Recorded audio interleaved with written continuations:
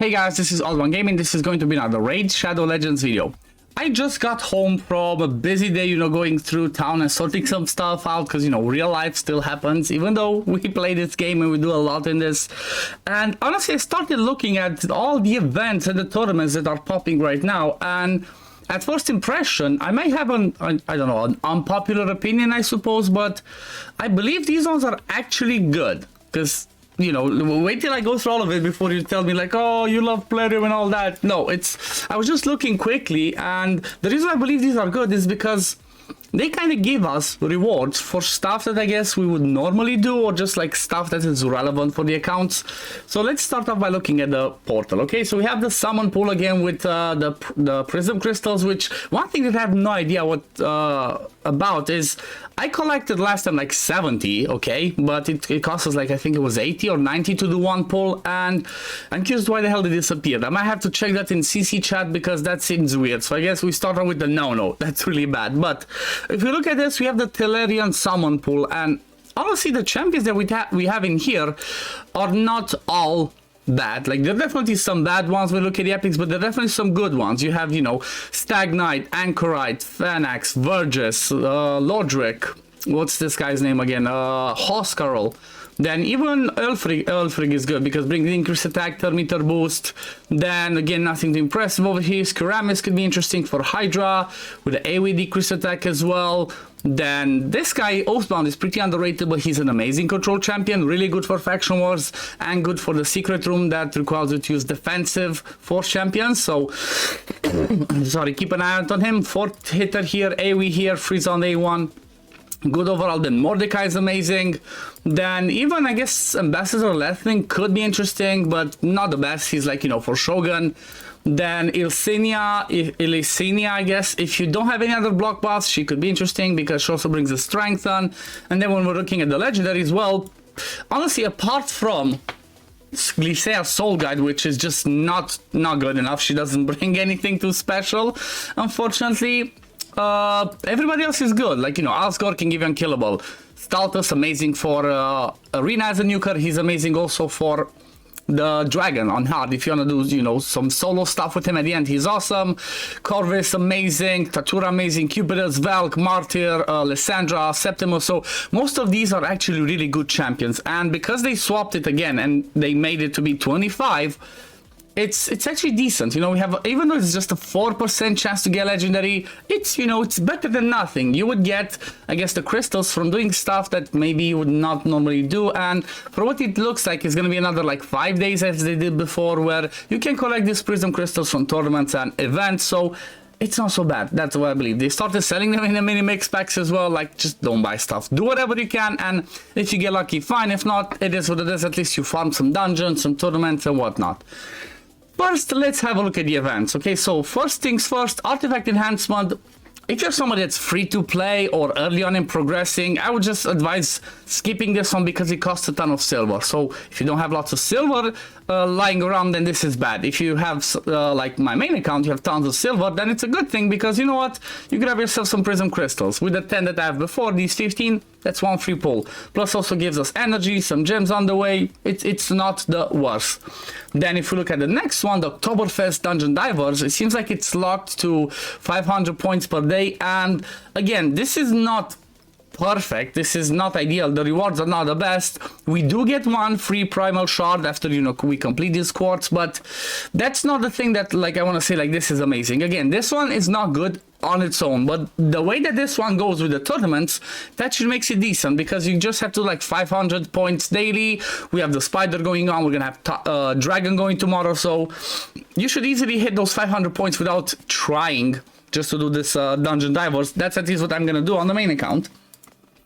Then if we jump over at the tournaments, this is the part that's, honestly, I like it. It looks good. Like, okay, we still have the spider, which is an older event, but I might just be doing whatever I can over here with the energy that I have today. I'm not going to spend gems and collect stuff. But then the next things, okay, we do have a champion chase and a champion training tournament. So let's start with the champion chase first of all, okay? So, at 10,000 points, we get ourselves an Eternal Soulstone.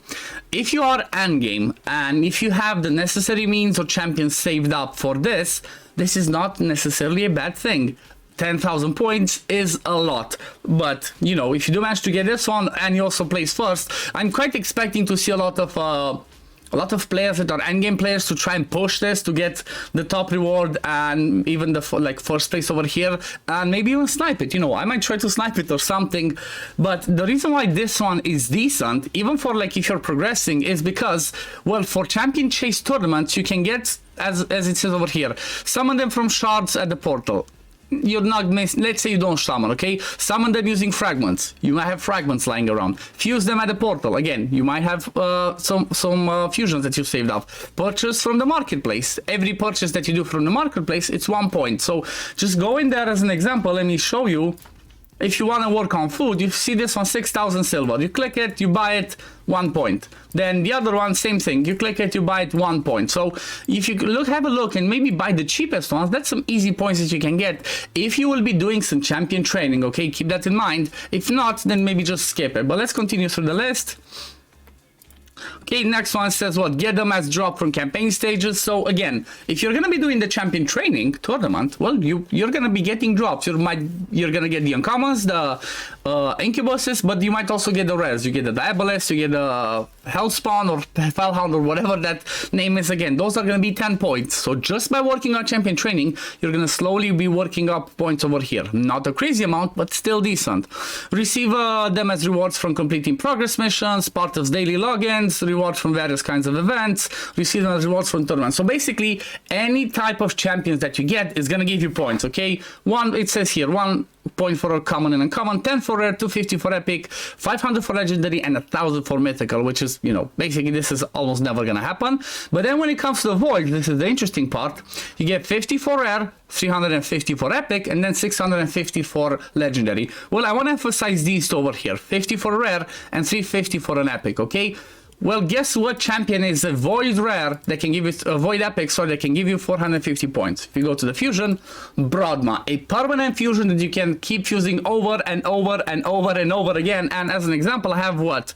9, 11, then 7 here, 8, 6. So basically I can fuse 6 of the Broadmas and just get them as points. And if I do 350 times 6, that's just gonna give me 2,100 points for basically doing nothing. So that's 2,100 points for doing nothing. I do have the 2 fusions over here, which would be another 1,000 points. So that would be 3,100 points without pulling any shards. So that's something you can do if you are interested into grabbing some of these rewards. If not, you're just gonna skip it. You know, up until the 2,500 mark, they're not impressive. You know, the energy, these coins, the epic book, this one's not too, it's a meh, basically.